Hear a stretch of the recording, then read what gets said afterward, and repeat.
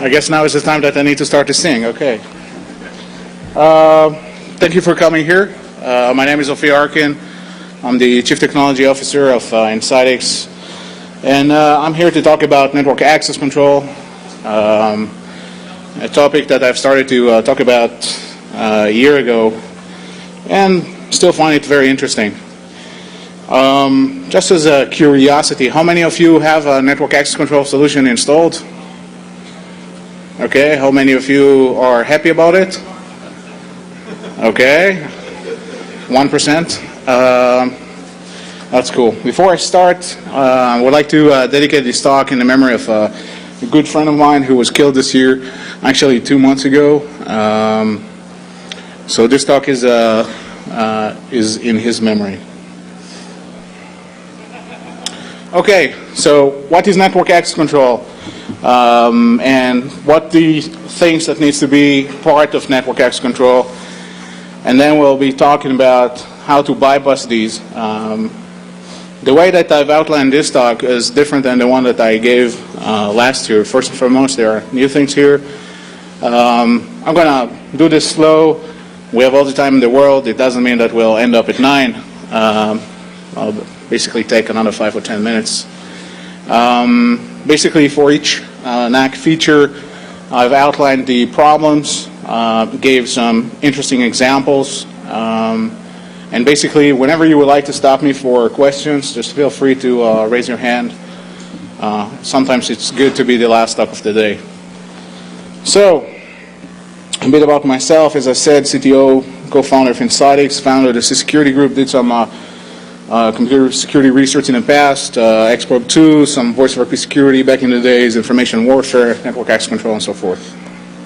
So, what's network access control? I think that is the million-dollar question, where basically nobody can define what network access control really stands for, the functions that it needs to actually have, and also what kind of a solution is it? Is it a security solution? Is it a compliance solution?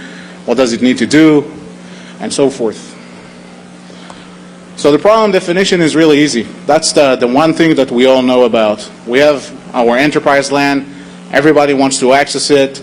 Everyone wants to put their stuff on it. So, in the past, it was really easy. Workstations, servers, printers, that was our world. But today, anything that has an Ethernet jack, anything that has a wireless access card, can connect to our enterprise, everything that has a VPN and so forth. And basically it's a zoo out there. I mean, I can ask you easily how many of you know exactly what you have on the network, and basically no one will raise his hand or her hand. Because in any given moment we don't have a control over the enterprise LAN, and that's the number one problem that we have with security today. We secure the perimeter, we do good VPNs, we do a lot of other good things, or we try to, but at the end of the day, we really don't know what we have on the enterprise LAN. So in any given moment, someone can connect something that he brought, put the rogue device on, access our information, or try to, and at the end of the day, this whole thing puts in jeopardy the stability, the integrity, and our regular operation. So, if you look at the history, credits that I need to give, first and foremost, the first definition or the first company who started to speak about this type of a solution was actually Cisco back in 2003. As a result of the Blaster worm, Cisco wanted to introduce a security technology or a technology that will make sure that elements that are introduced to the enterprise LAN are actually compliant with a certain policy. Then we saw Microsoft jump on the bandwagon, the Trusted Computing Group, and a ton of other companies that claim to provide with network access control solutions. So, what's network access control as is? So, as I said before, there is no standard, there is no common criteria. Basically, today, there are two groups that try to say that they know what network access control is. It's basically the TNC group, which there are a bunch of companies membered there. Microsoft, Juniper are among the biggest companies that are in that camp, and of course Cisco, which represent their take on the world, and other companies that decided not to be in each camp. So since there is no definition, you can't really say what components a network access control solution should have. So at the end of the day, this varies from a vendor to vendor, and it all depends on how the vendor takes this. So, in my opinion, the first and foremost thing when you hear network access control, it means security. And only then it means compliance. The most important thing that we want to achieve with network access control is the ability to be able to control who accesses our network. Does this sound logical to you guys? Right. Network access control means I want to control who enters my network first, and then I would like to make sure that they're compliant with what I set forth as the policy. Also, network access control is a risk mitigation solution. Why is this risk mitigation? How many of you work in the financial sector? In the financial sector, it's all about risk mitigation. What should I do in order to lower the risk to my business? What is the risk, and how much money do I need to invest in order to mitigate that risk, and does that risk worth the money that I'm going to put in it, or considering to put in it? kNAC makes that thing. By setting the policies of compliance, you're able to say, if someone does not have this patch, or if someone runs a certain program, I'm not granting that particular computer access to my network. And by doing that, you lower the overall risk that you have from that element or to the overall network from new viruses, worms, and so forth. So, security solution that is backed up by compliance checks, which at the end of the day provides risk mitigation.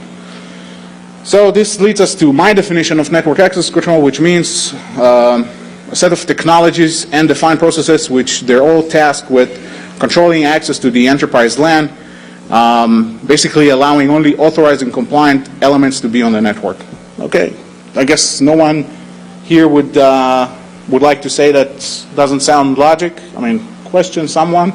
It's important for, yeah.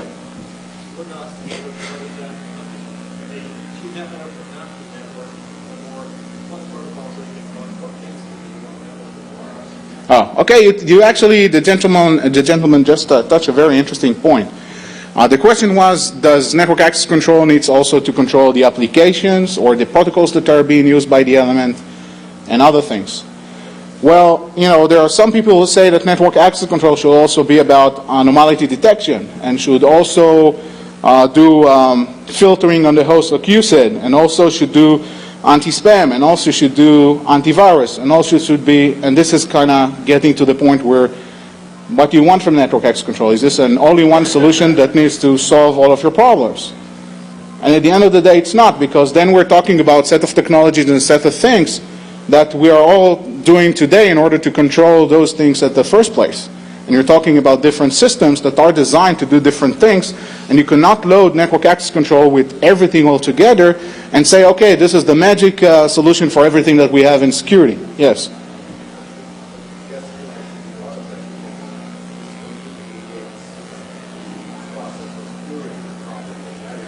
Oh, I haven't said that it doesn't belong to network access control. I know this is a bit about definition, but it's important because when we will get into how you bypass these solutions, you'll see why those components are so much important and why the definition is so much important. Because if you define your solution as a compliance solution and not as a security solution, you're selling something else. You're not selling network access control. Because the word network access means security. If you are willing to ignore that, then at the end of the day, the solution that you're selling is FUBAR. It's not security. So what components do we need to have with network access control? First and foremost, we need detection and real-time detection. We need to detect an element that enters to our network, so we will be able to do network access control, because detection set the motion for network access control. If I would not be able to detect the element that enters my network, that's it for me. And we'll talk about that later on. So first and foremost, we need to have element detection as one of the most important components of network access control.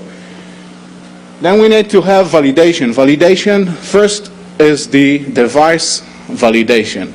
It means that I need to know who are my devices. And as we will see later on, most of the network access control solutions don't care about what are the devices. They care about the users. big problem. So validation means device authorization and user authentication. Assessment means the ability to set policies and to make sure that elements that enters my network comply or not comply to those policies. In other situations in which they do not comply to those policies, basically to allow them either self-remediation, automatic remediation, or manual remediation of the problem that this element is currently having. And of course, another most important feature in network access control is the ability to quarantine an element that does not comply with the policy, and also to enforce policy on those elements that do not comply, so they cannot access our resources.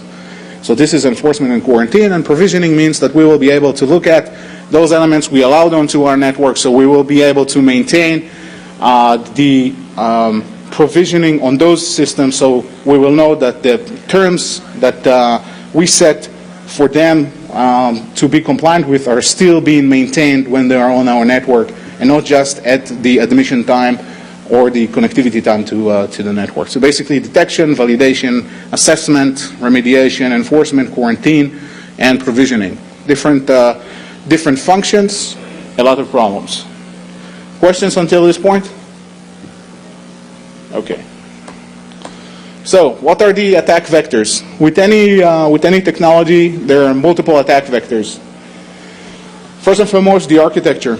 How those different pieces of the solution play with each other.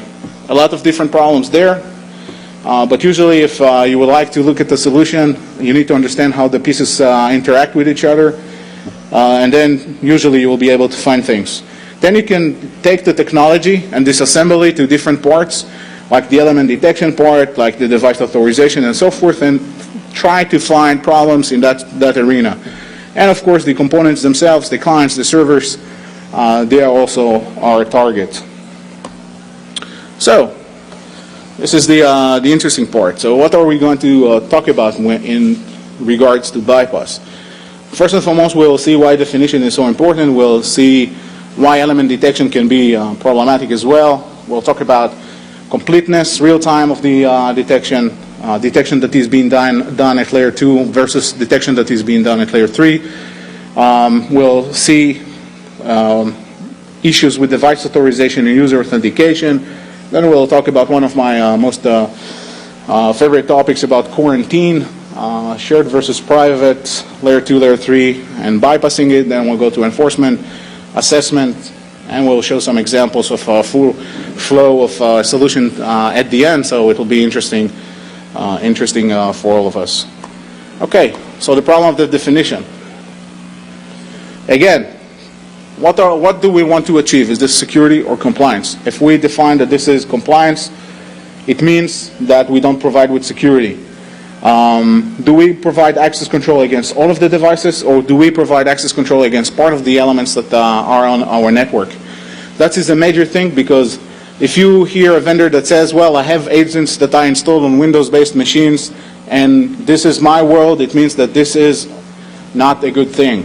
Why? Can someone tell me?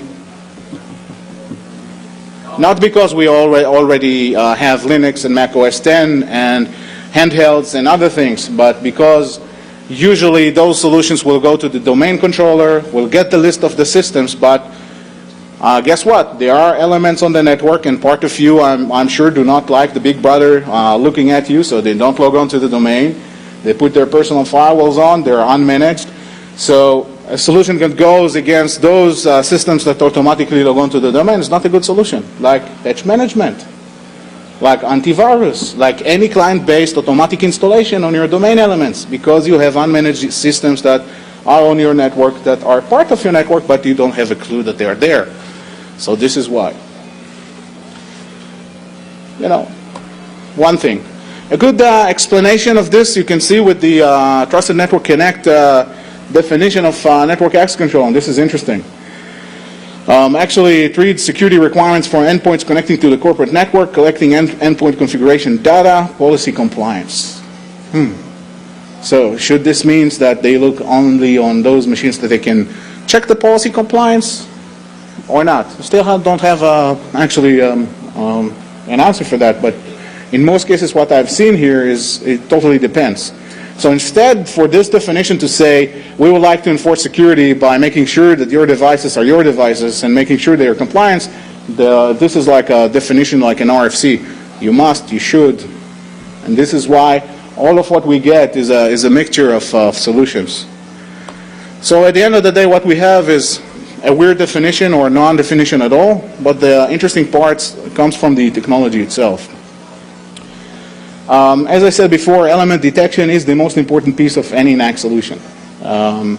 If we are not going to have an ability to detect an element that operates on our network, at the end of the day, it opens up a window of opportunity for that element to infect the devices on the network, try to penetrate into them, try to infect them with viruses, worms, and so forth. So the second the element is being attached to the network, this is the time that we need to detect it, and then we need to actually take an action against it.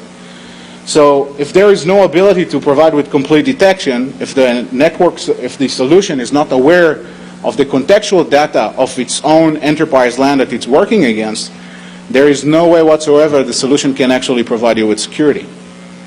Because that element would be able to operate on your network without the knowledge of the kNAC solution, and would be able to do actions without being controlled. So if there is no knowledge, there is no control, there is no defense, and when there is no element detection, there is no kNAC at the first place. So there are a multitude of ways to provide with element detection. One of the most problematic ways is to listen to DHCP traffic, for example. In the case that solutions have DHCP proxy servers that intercept the DHCP requests, gives you an IP address on a non-routable subnet. If you're a good guy and install the client, that's nice. They will interrogate the system, going through all of this. But at the end of the day, if you don't use DHCP, then who cares? They'll not be aware of your existence, and you will be able to do whatever you want on the network. There are also broadcast listeners. Basically, a client that sits on a subnet and listens to broadcast traffic. Broadcast traffic can be ARP requests, NetBIOS, DHCP requests, and so forth. The idea here is that an element would be able to, or should send a broadcast traffic during its operation on the network, and that would disclose his identity. We'll see later on that this is nonsense as well. There are also out-of-band solutions, listening to traffic at the monitoring point. They can be deployed at layer 2, they can be deployed at layer 3. It really depends where they're deployed in. Inline devices, and other ways, for example, integrating with the switch. If you enable 802.1x on the switch, it will give you a good element detection capability. But that said, the 802.1x has other problems that we will look later on. There are some switches who can actually send you SNMP traps when a new MAC address is being registered on a port. Unfortunately, not all of them can do that. That's another way to do this. And of course, if you have a software client installed on the element and it's being powered on, and the client talks to the solution, it tells you about that as well. So, yeah. Is anyone solution using SNMP traps for that? Unfortunately, I know at least one solution that does that. Good. Have you spoofed the network? It can be easily spoofed. That's the most easiest thing to do, yeah. And actually, that solution is totally dependent on the infrastructure. So it sets the SNMP traps. It communicates with SNMP with all the switches. And we'll see why it's problematic. Just one hint, you need to know your infrastructure in order to know which switches you need to manage. So that's a big problem when you don't have a capability of discovery and any topology, and any physical network topology ability as well. But, you know, why kill the messenger? Let's wait. So we can define layer 2, layer 3 switch and software. I'll jump over. It's pretty much understood. So we'll look at passive element detection. It actually can be done with most of the solutions. There you can just sit and listen. So basically you're totally dependent on the traffic that either goes through a monitoring point, either being sniffed over the network, being sent by broadcast traffic. But the biggest problem here is that you don't have control over the devices. So I can't ask you to send me something through the monitoring points. Let's say I'm deployed at layer 3 and I'm looking for IP-based traffic. So you can get onto the network, don't send anything outside the network, be okay with it, especially if this is a small network that do not have any services outside the boundaries of the router. So you can sit there and don't see anything. Now, if you need some type of information other than the detection, it's another bad thing because I can't make you send the traffic that needs to disclose that particular information. And of course, there's no control over the pace of the discovery as well, because whenever that element sends the traffic, that will be the time that it will be detected. I didn't want to go over too many of the things, but if you would like to read more about problems with passive network discovery systems, then there is a reference in the presentation to a paper I wrote back in 2005. So this is an example for passive element detection at layer 2 and layer 3. The inline hardware actually sits at layer 3. Totally depends on the traffic that needs to be sent through the monitoring point in order to detect the elements. You can see for yourself why this is problematic. And on the lower left side, there is a broadcast listener that basically sits at layer 2 and waits for broadcast traffic so it will be able to detect the elements. We already talked about the problem. Okay. So I was browsing the web and I wanted some examples to the presentation. So Google is a nice thing. I Google up Cisco Clean Access presentation. I actually taking 2 slides of it just to show the point. So if you know Cisco, actually it's called now kNAC appliance, it's basically able to intercept traffic and to force the authentication of a user. It can be deployed in various modes, inline, out-of-band, bridged, routed. Actually has multiple ways. It's actually a company that Cisco had purchased called Perfigo a few years back or months back. And this is all the flow that this element needs to go through. Who can tell me what's the problem just by looking at the slide?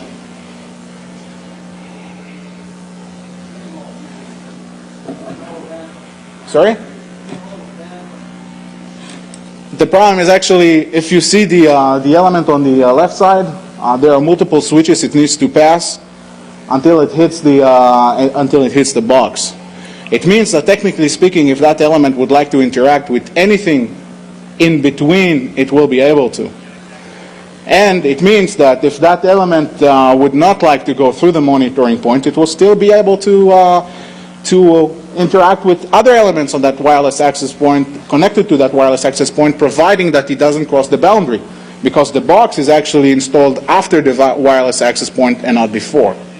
So the detection is totally dependent on the element actually going to another network. So technically speaking, if I have the ability to connect to the wireless network, I'm able to interact with all of the devices there. I'm not being detected, I'm only being stopped. But the next slide will show this even better. This is a slide that shows why the solution actually requires less boxes. In the slides here, on the left side, the before, which is actually in my opinion better, all the branches has boxes, and in the after, only the data center has boxes. Who can tell me what's the main problem here? That's actually should be easier. If I connect to the branch office, I can do whatever I want. If I don't go to the data center, I can do whatever I want, and nobody will detect my presence, and I will be able to interact with whatever I want on the network as well. So if I don't have the presence of the solution to detect if I don't have the solution installed to detect my presence, I cannot do network access control. And at the end of the day, if I don't go to the data center to request services, I'm able to interact with the whole network without going through the network access control process at all. Yes? Oh, you're just, hey, there's more material coming. So at its definition, if you do the deployment in the wrong way because you want to save the boxes, exactly, you want to save the money. Okay, but where's security? I mean, everybody buys security. It's just the how you wrap it around. Or I'll tell you how afterwards. I don't want to start it here. I mean, you bought one solution, you got another half price, free. You pay the maintenance. You don't know where you go. You already installed it. So he laughs. He knows who I'm talking about. Okay.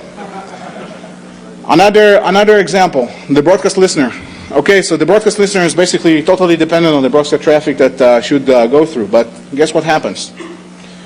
If I do, for example, unicast ARP requests for someone, that someone will reply me unicastly as well. So if I shut down file and print sharing, for example, if I know how not to send a DHCP request, if I don't need DHCP, and I start to do the ARP request unicastly, everybody will talk to me, and the solution that listens for traffic on the local LAN will never know that I'm there.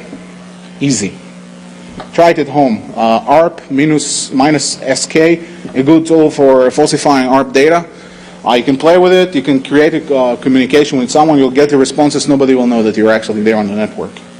So easily, if you want to cross the boundaries of the network and there is no something that monitors that point of the crossover, just send the router an ARP request unicastly and not broadcastly. The router will be more than happy to answer, and you will be able to just cross the boundaries without being detected.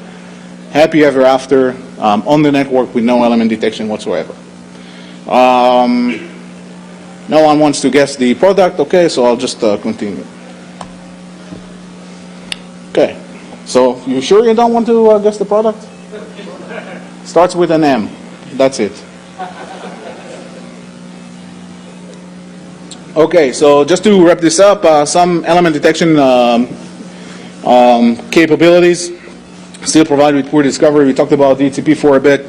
We talked about SNMP traps. Thanks to George Backus here. We also know that if we send spoof SNMP traps back to these solutions, we can have a nice party over on our network.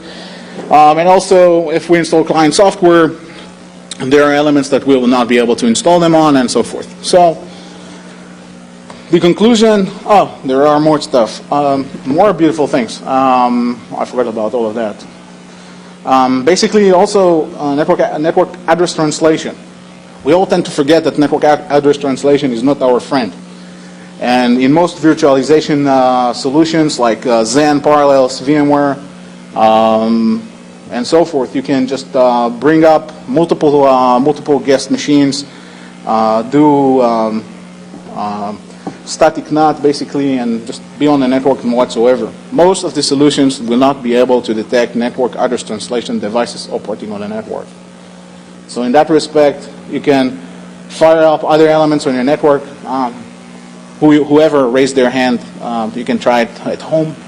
Download Parallels of VMware, install guest operating system, do static NAT.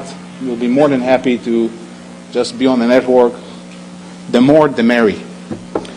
So that's another problem. This basically concludes the element detection part. Any questions? I'm not saying it's perfect. Do you not improve element detection by integrating Fortifier with, say, specific IDS tools? Okay, and how would IDS will help me? We're just saying, for instance, if we're looking for specific unicast traffic, which is something that you're not normally going to be seeing. The problem is that you can't really hook up to each point an IDS, and also the type of things that you will be able to see are probably different. I mean, if you really want to make use of the IDS, you can do that. But the problem being is that there are so many things that you can do. It's not that easy. There are ways to prevent that. We'll talk about that later on. Yeah, other questions?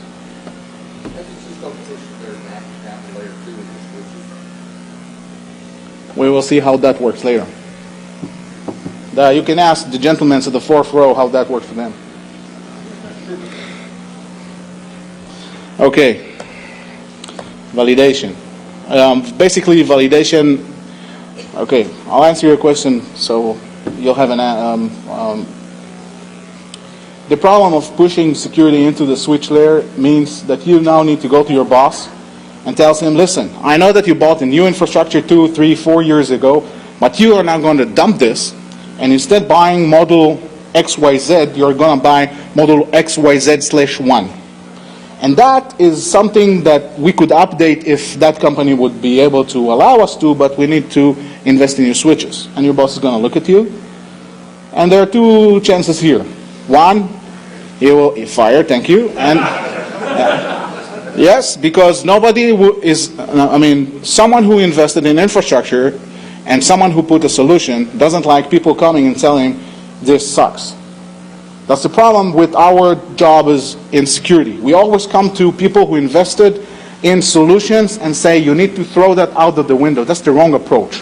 In my opinion, at least. We need to make that work in the context of what we have. Or we need to purchase solutions that will enable them to operate better. A good example is contextual network information can really help patch management, can really help antivirus, because it can identify those elements that do not belong to the party, and that is the 20% that we are not aware of. One example. And the other one is just to tell you, okay, I heard you, and just close the door after you end the story. That's the problem. It's a lot of money. It's not just, you know, I've heard numbers for a company, I'm not going to name names, a company that has 5,000 people operating in a campus. The number was 7 figures. Why do they need that in the middle of the day to invest in new infrastructure where the infrastructure works perfectly fine? No need for that, in my opinion at least. Nobody is going to put the money and replace the whole infrastructure, not mentioning the fact that when you replace the infrastructure and you put on a solution, you're in deep problem as well, because then you need to install new security servers, radio servers, okay, in for example, Cisco's sake, the ACS, that needs to interact with other parts of your network, like the Active Directory, like the LDAPs, and so forth.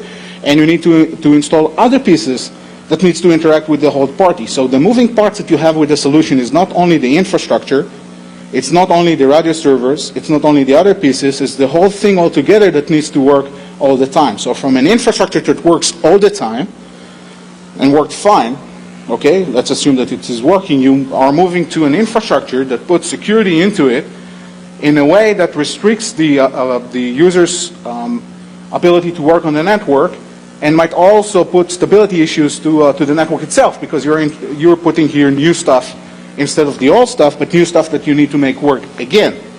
Not mentioning the fact that some of the technologies that we'll talk here, like dynamically quarantining and stuff like that, is financial sector, very much like it, because it's dynamically assigned port VLANs. Another great thing for when you have to have a change control over something. So it's not just black and white kind of thing. It's a lot of other great things in the middle. That's the biggest problem here.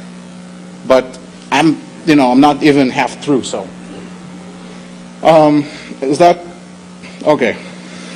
He doesn't speak, so okay. So I'll overwhelm him. Yeah.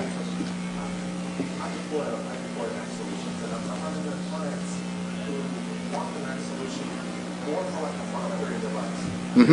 High availability environments that we don't want to try something off and just get mine okay.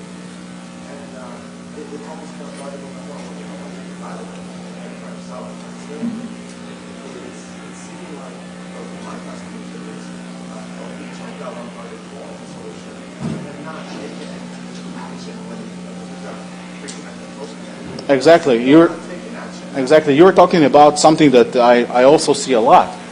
People buy a solution and they would like to have the alert side. They're afraid to take the action, or they're not much certain that that solution would actually do good for them. So they are afraid to hit the button and say, "Okay, do enforcement." And actually, remind me that question at the end, because we're jumping all over here. But that's actually a good view about what is actually going on today. So validation. That's good that we're the last talk.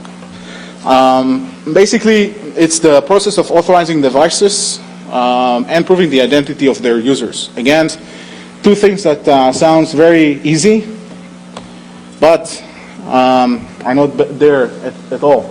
So the role of device authorization is to combat rogue devices. I would like to make sure that the devices that I know of are the only devices that connect to my network. that also connects back to the element detection thing. If I'm not able to do element detection, I don't know that something is there. Not only that I can't do kNAC, but I can't do anything. So if I don't have the ability to know that something is there, a rogue device will be on my network. This, as I said, needs to be integrated with the element detection. An element that is on the network must be immediately blocked or restricted access. But the problem is that most kNAC solutions do not authorize devices. If you want to have names, then you can look at them. Basically, nearly all of them do not do this. Some of the solutions actually only mandates user authentication. They will not actually look at the device authorization. And some of them will have some ways to do network access control without doing user authentication at all. So if you've if you have been to Black Hat and look at the kNAC attack presentation, that actually takes that into account, where 2 out of 3 of Cisco kNAC frameworks ways of operation do not require the user to authenticate at all. Not mentioning the fact that there's no device authentication in the first place. No, that's how they operate. Also, the problem is that if I have the credentials for someone, and I would like to bring my device from home, technically speaking, I will be able to connect the device, use the username and password that is authorized in the network, and basically work on the network. Yes.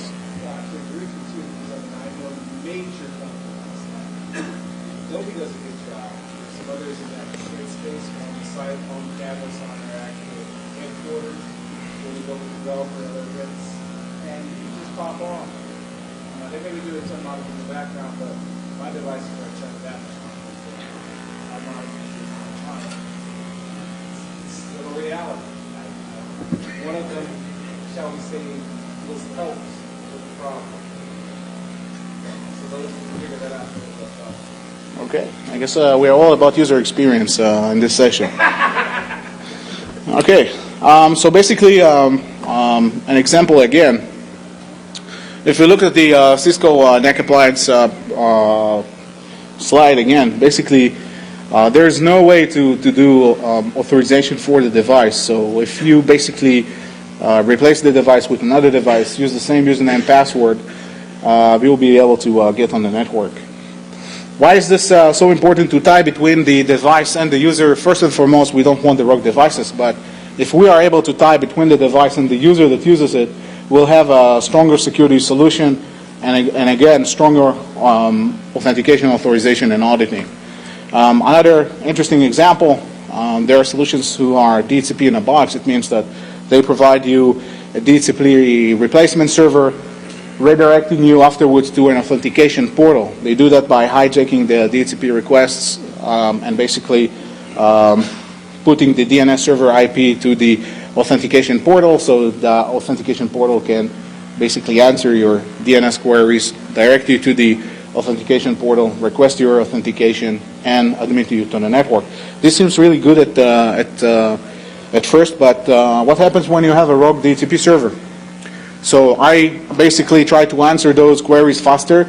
I provide the same services. Hey, I have DNS, I have my authentication portal, just give me your credentials and I'm on. So I'm really authenticated, yeah, sure, do whatever you want. So that's a big problem here, just as a teaser. So just a word about 802.1x before we talk about 802.1x later. 802.1x, for those who do not know, is just a username and password protocol, nothing more than that. I mean, sure, you need to have infrastructure in place, you have to have a supplicant, but basically that supplicant doesn't do anything unless you build a client on top of that. So that doesn't provide with any type of device authorization, it only provides with user authentication. Because when you go on the network, and that works in the background, what credentials do you think that are being used? The same credentials of the user to log on to the domain. Okay, great. So what do I earn about that? Nothing, basically. I do double authentication for the user. Okay, who cares? If I have that username and password in the first place, I'll be able to admit any type of element I would like to the network in the first place. That brings us to another interesting part, which has more meat to it, which is the assessment process. Basically, it's the process of evaluating whether or not an element complies to the network access policy. Usually, in most cases, this is Microsoft Windows only. Sometimes there are checks for Linux and for Mac OS X. How many of you who has an kNAC solution actually do this type of checks? Linux, Mac OS X? What do you check? When I check on local, most of the time I'm doing it in the I want to make sure it's included, look up the way they're accessing the network, look up the front access, or never work off the front access. Okay. And then if I'm really like an on-site for an evaluation, an on-site looking out for a client, what's happening, or like just I'll see everything that's coming back. Yeah, but basically, if you do compliance checks, what do? You check on the Mac and the Linux. Basically, you, in my opinion, you really don't check anything at all. But the problem is, I mean, you check the stuff that they send, the stuff, but you don't check the box itself. But the problem here is, first and foremost, is that you need to classify the device. You need to decide if this device actually needs to go through the assessment process or it shouldn't, because you need to say or to detect whether or not this device is Windows-based or not. And there are several ways to do that. Client-based, active OS detection, passive OS detection, JavaScripts, captive portals, and so forth. And there's lots of problems with that. This is the Cisco problem that they had with the kNAC appliance, where first and foremost the user went, changed the user agent string on his browser. Bam. You don't need to do anything here. We don't need to do assessment. Just give me your username and password and you're through. Okay, that was fixed. Then they go and change the way the TCP/IP OS stack is being done and being actually answering the type of queries that it's being asked and the type of traffic it's being sending. So that was another issue that supposedly was fixed.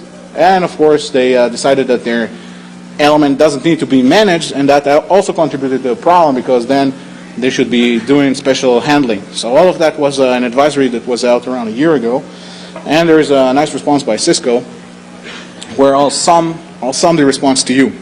Users cannot bypass authentication using the approach described in the advisory. Okay, but I'm not talking about authentication, I'm talking about assessment. So technically speaking, someone would have a username and password, but he runs whatever programs he wants, doesn't want to be patched, doesn't want to do anything, did those things, put the username and password, wasn't checked for compliance and was on the network. Actually, the nicest thing here is, in my opinion, the interesting point is the clean access used the network scanning feature to detect users who attempt to bypass agent checks. If you go to that advisory, basically what it tells you is to use several Nessus scripts in order to do OS detection. Okay. Assessment methods, you have client-based, clientless, dissolving agent. I'll go through this fast. Strength can provide wealth of information, changes in real time, and so forth. The problem is, as I said before, where do we install this? Are we installing on the 100% that we need to install this on? And again, we can't do 80-20 rule on security. This is, again, one client among many. So the desktop people that you go through and say, okay, I'm going to install another client on the desktop that you need to include in your image. Well, you say, okay, that's fine. Close the door behind you as well. This is not going to happen. And more companies that I go and speak to, they come and say, well, first and foremost, I don't want you to touch my switches. Second, I don't want you to touch my client. And then if you have a solution, I'm willing to speak to you. They don't want to touch they don't want you to touch the box. They don't want you to touch the switches because they had enough, and we'll see why. Also, this is a management overhead, performance impact, time to implement, and exactly we know how good this is. And again, we came back. Seems like Cisco. Well, okay. Client-side issues with installing the supplicants, issues with the supplicants themselves, and again, the communication path between the agent to the server. Another big thing for this to happen, kNAC attack was just something, proof of concept or something that works as an attack vector. I talked about it a year ago, but the most interesting things that happen is you see companies say, well, we need an all-in-one solution. And when they put the antivirus and the anti-spyware and the anti-spam and the kNAC and the firewall and other things in one nice, happy, all-in-one agent, if that doesn't kill your CPU on the device and it manages to work, the problem here is that this is a single point of failure. And like today, that there are viruses and worms that basically go and make you think that the antivirus is actually working, but at the end of the day it doesn't. This line of attack will happen again with the all-in-one solution. There will be a client that will be able to be disabled by the same type of an attack. You will be able to send a type of malware that will attack the client itself. So you put all your eggs in one basket. It all needs someone with understanding on how you disable this. The agentless approach, it's easier, it's faster. The problem there that you need the cooperation of the device to actually communicate with it. You need the service to be open, you need the service to answer, and you need the type of information that you are looking after to actually be sent back to you. And the dissolving agent, the biggest problem is that you need to be local administrator. You have to have local administrative rights or power user rights. Okay. But the biggest problem here is not with the way that you do things. You can overcome this, you can select your way that you want to do this. It doesn't really matter currently. The problem is that with the information that we're actually checking, or that these solutions are actually checking. If we look at registry values, try this at home, you can play with all of the registry values, you can falsify them. So I can be running Windows 2003 SP3. Hey, I'll be fine. I'm SP2 equal and bigger than. Hey, SP3, right? That will work. Also, I can say that I'm running a certain patch because, hey, it's written in my registry.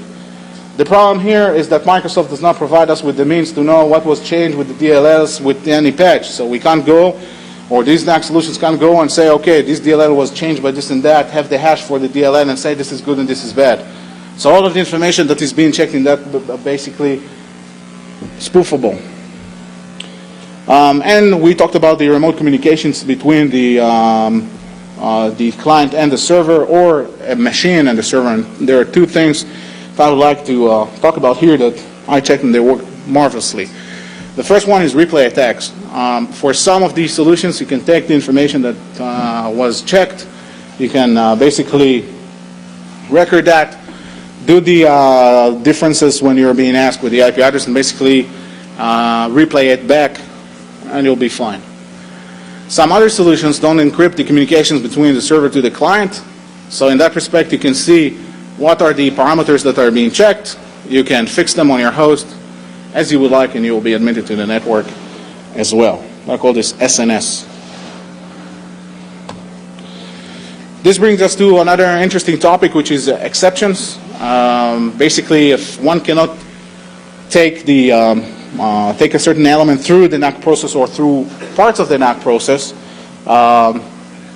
it defines an exception, saying this MAC is allowed to go through a certain process, or this MAC is allowed to be admitted freely on the network. The problem here that these type of elements, for example, be those that cannot run a software client like 802.1x, systems that cannot run a client like non-Windows elements, or some elements that run an operating system that is not Mac OS X or Linux. So, yeah.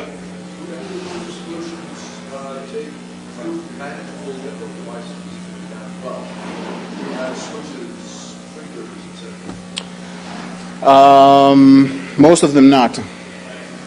So technically speaking, if you put the hub instead of a switch and use the MAC address of a switch, automatically, because there's no way for those to understand that you have replaced the switch with something else because they don't have context, you'll be able to replace everything. This is the problem of voice over IP devices as well, and we'll see that in a second.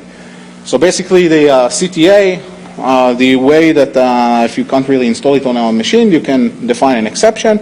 And one of the coolest things that I look is the CDP for the Cisco IP phone. So if you want to admit your element to the network, all you need to see if you have kNAC framework operating on the voice over IP side to sniff the CDP packet that authenticates the phone to the 6500, to send it yourself, and you are admitted now as a voice over IP phone onto the voice VLAN. Another interesting thing, this is taken from Cygate's documentation. Now, Symantec, again, if you would like to define a non-Windows exception, you can do that, blah, blah, blah. And basically, this is the problem. Those solutions basically don't have any kind of understanding what these exceptions are. What's the operating system? What's the logical location of the element? What is the type of the element? Is it a voice over IP device? Is it a switch? Is it something else? And they can't relay the information about this element. Is this a previously observed element or this is a new element? So they can't really determine. So basically, if you are able to define exceptions, you're the king of the hill because you can bypass any of those solutions. So basically, if we have a printer, this is my favorite. Your previous question about Cisco will see that here. I take the printer off, spoof the MAC address, spoof the IP, and I'm on, get the same access rights to the network like the printer. And we're back with 802.1x. So basically, username-based protocol. Problem here that not all of the networking elements on the network can actually do 802.1x, as well as the host that actually resides. Your AS400 can do that. Printers, voice over IP devices, legacy equipment, and so forth. So you invested in replacing your infrastructure, to your question. You decided to enable 802.1x. And at the end of the day, what's required is someone to know that you can just unplug something and plug something instead, and you're the king of the hill.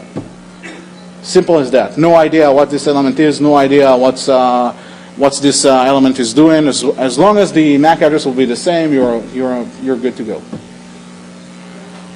So this is why replacing all the infrastructure may not really help you. You supplement with something like TCP, like an kNAC scan of the device. I put a personal firewall on, you can't do anything, okay? This is why all the checks that they tell you that they're doing with vulnerability assessment, forget about it.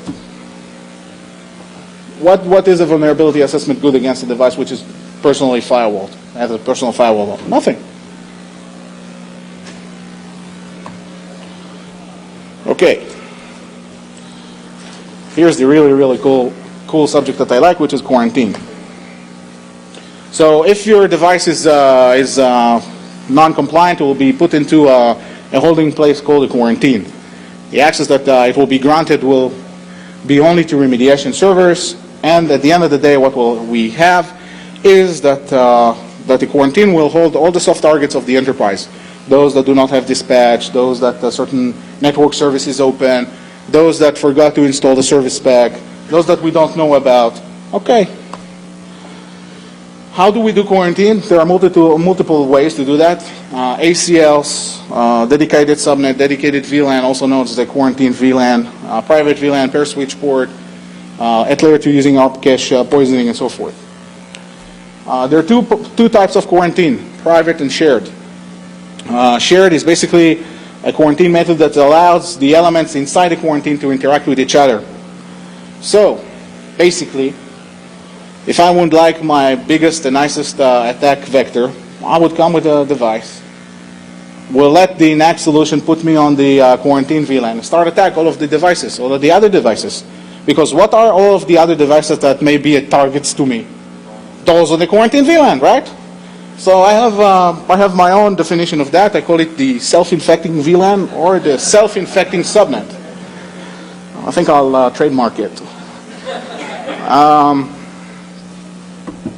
So that's a big problem. You may heard also the term quarantine VLAN.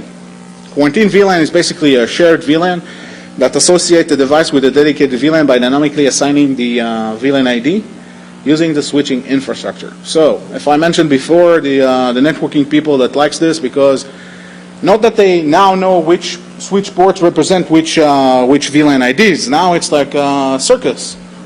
Now this changes, now that changes. What happens if the solution fails? I mean, what is the state that the network will be left on? So, and this is also a big hit for the financial institutes, because you have a chain of requests that you need to put in place. It takes a week until you can do the change. And here we're talking about a solution that in seconds can assign VLANs, can change the landscape, can make mistakes. So that's definitely a no-no for the financial sector, and I can tell you from firsthand that they don't allow this in most of them. Also, this means that you need to provide a a major function using the networking infrastructure. You need to rely on the networking infrastructure in order to provide with this type of feature.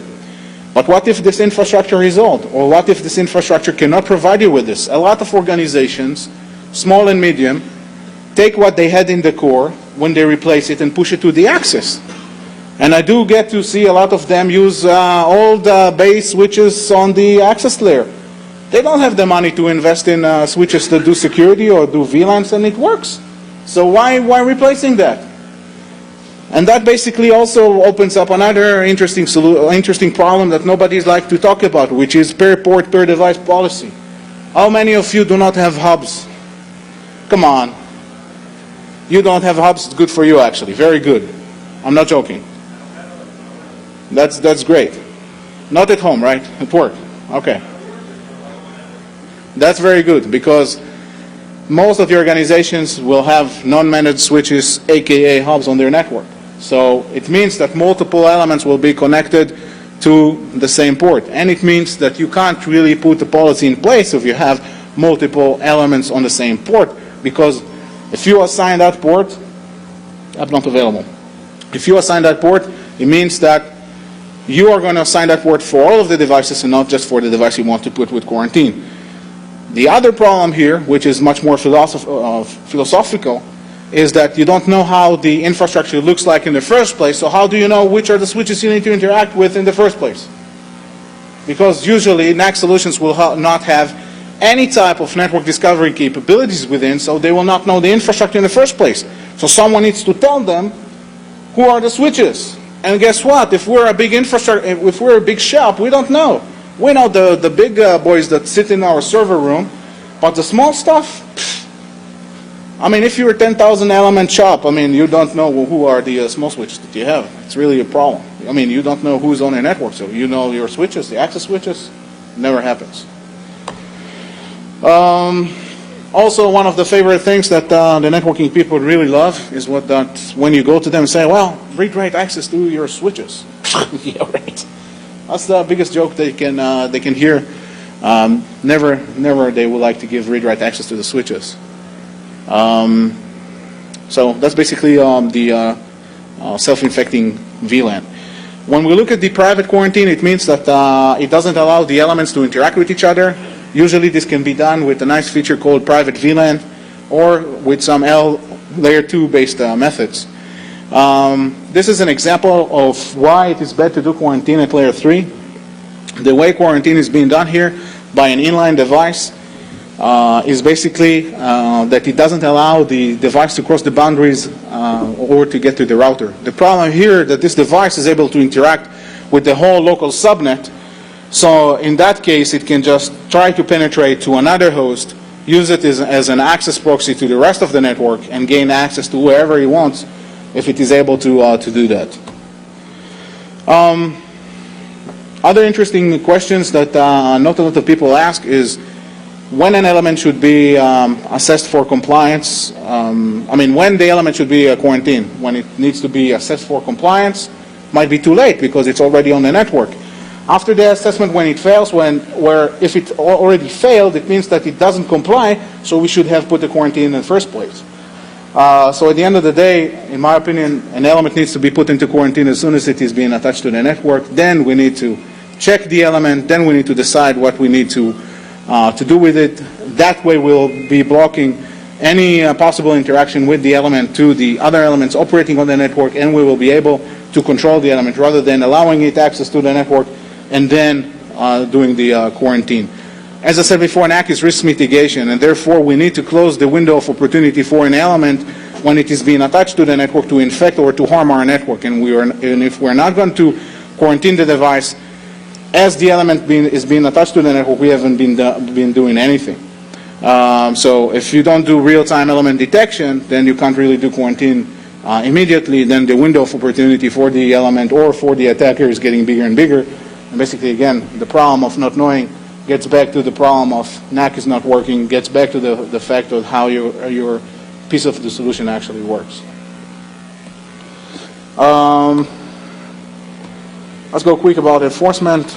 Should take me another 10 minutes and we're finished. Basically, enforcement goes into blocking and restricting network access from elements. We can do layer 2, we can do layer 3. We can do that at the switch level. We might need additional hardware, we might need additional software. And usually at the switch level, this is again per port per switch per single device. And at layer 3, it means a lot of problems. I have highlighted IPS style. Some tell you that they have IPS capabilities inside their boxes.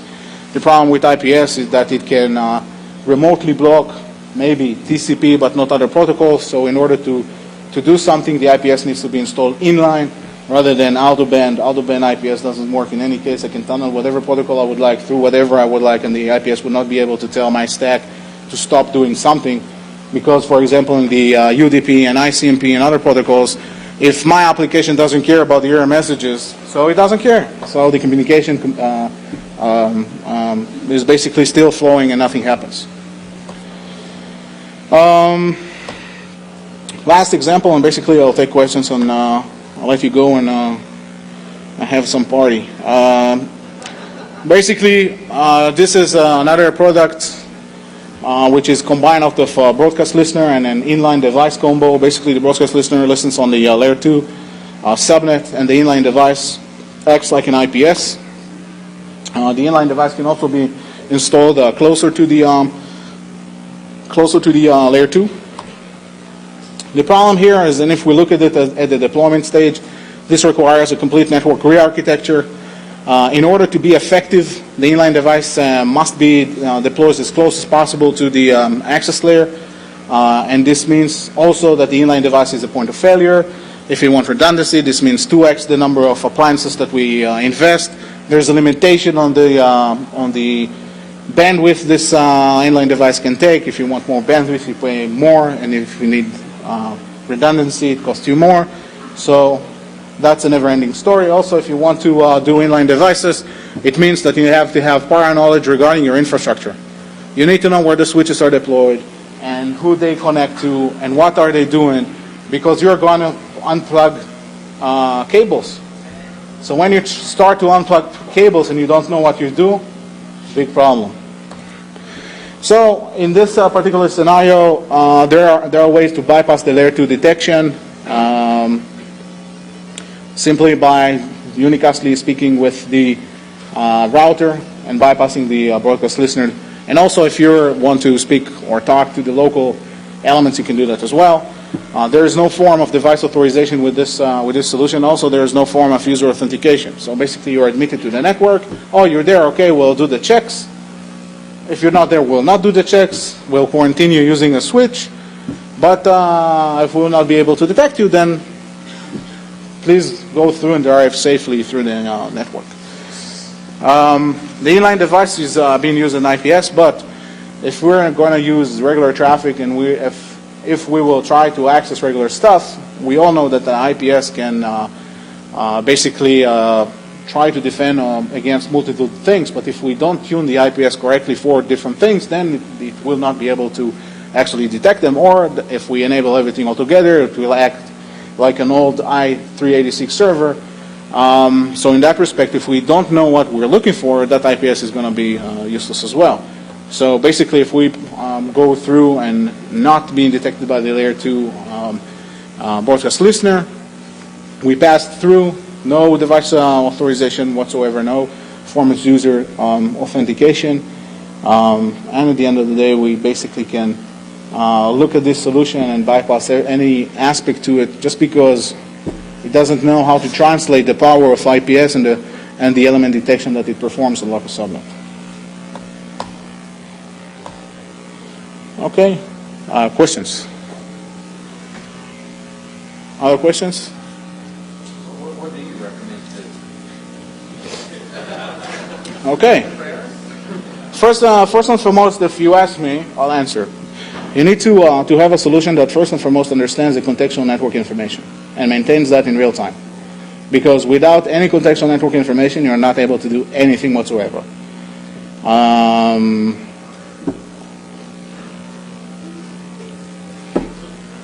You see the web address. I mean, I got into this by researching the technology for a product. and basically ended up looking at these solutions, and I was like, it can't be that people are buying this just because they heard the buzzwords, they heard the 3 letters, and that's one of the things. But I can tell you that the clients and the prospects since last year's Black Hat know what they want. More and more people that are looking at the technology, and they would like to look at the things they need and need not to do, are reading the stuff and understanding that at the end of the day they need to invest in something that will give them value.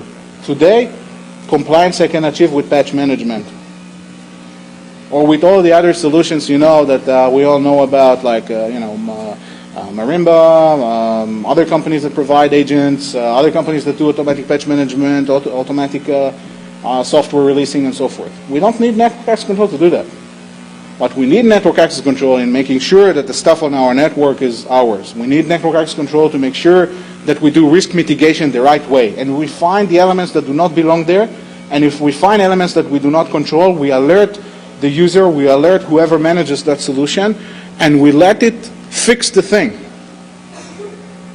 The word control means that we will gain control back on our IT back. We never had that. And now that we try to gain that control when we already build the networks, is hard. But without understanding what we have, we can't really do that.